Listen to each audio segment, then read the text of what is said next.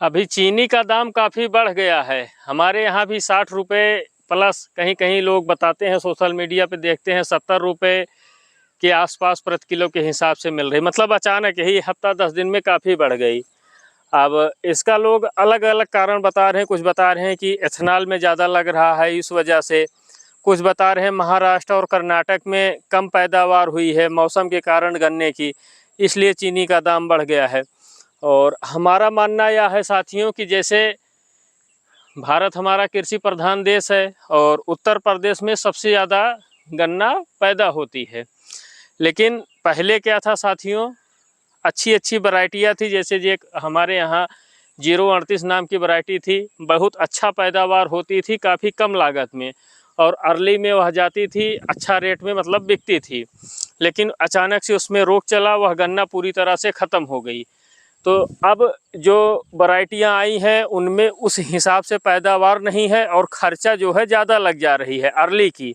और जो कुछ वैरायटियों में पैदावार ज़्यादा है तो उनको मिल द्वारा रिजेक्ट घोषित कर दिया गया है, यानी कि प्रति कुंटल 40-50 रुपये कम के हिसाब से उसकी ख़रीदारी करते हैं।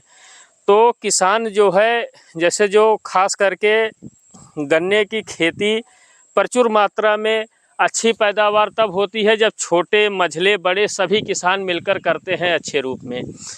तो जब 38 फेल हो गई, गन्ने में मतलब खर्चा ज़्यादा बैठने लगी, कमाई कम होने लगी, तो खास करके छोटे और मध्यम किसान इस खेती से दूरी बनाने लगे।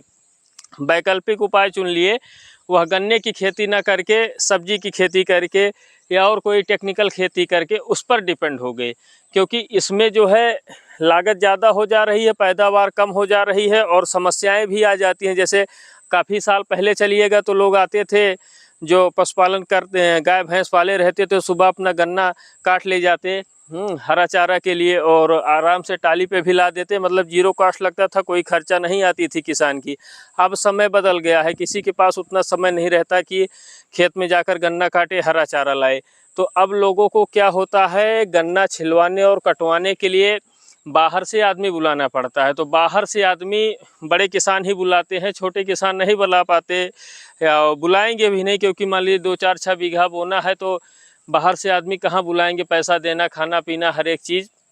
और जब बड़े किसान से खाली होते तभी छोटे किसानों को मिल भी पाता है, और वह लोग भी 70 रुपये 60 रुपये प्रति कुंटल के हिसाब से काटते हैं। तो किसानों को कहीं ना कहीं जो है नुकसान इस क्षेत्र में होने लगा, इसलिए जो है वह खेती से इस गन्ने की खेती को कम कर दिए। जब छोटे मझले किसान ज़्यादा मात्रा में गन्ना की बुआई करेंगे तभी मिल को पर्याप्त गन्ना मिलेगा और पर्याप्त चीनी बनेगी।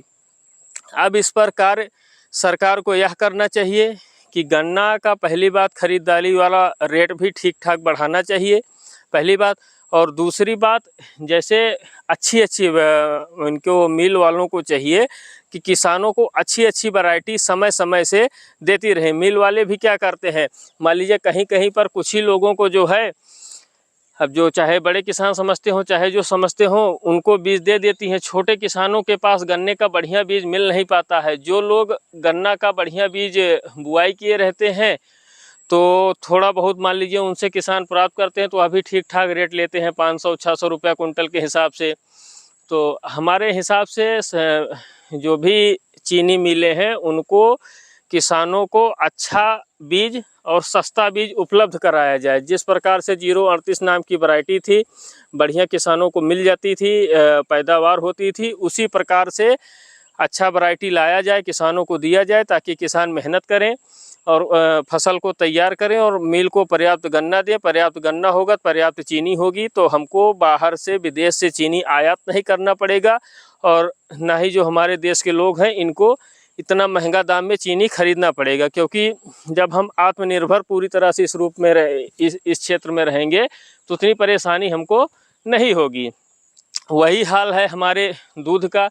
जैसे कि पशुपालक हैं, 2-4 की तादाद में जानवर रखे हुए हैं, तो अब इसमें चाहिए मिल्क कंपनियों को या सरकार को, जो भी कर सके उनको चाहिए कि दूध का रेट पहली बात बढ़ा दें। क्योंकि अभी वर्तमान समय पे जो दूध का रेट है उसमें कहीं ना कहीं किसान को नुकसान हो जा रहा है। क्योंकि फीड वगैरह दाना जो अब आ रहे हैं सब दाना महंगे हो गए हैं, तो किसान का बचत जो है थोड़ा कम उतर रही, तो दूध का रेट बढ़ा दिया जाए। और दूसरी बात, जब तक अच्छा बच्चा अपने पास नहीं तैयार होगा और अच्छी नस्ल अपने पास नहीं रहेगी, कहने का मतलब जब तक अपने फार्म से ज़्यादा मात्रा में दूध नहीं होगा तब तक भी हम फ़ायदा में नहीं आएंगे। ज़्यादा मात्रा में दूध प्राप्त करने के लिए बाहर से गाय लाएंगे तो काफ़ी महंगी पड़ेंगी।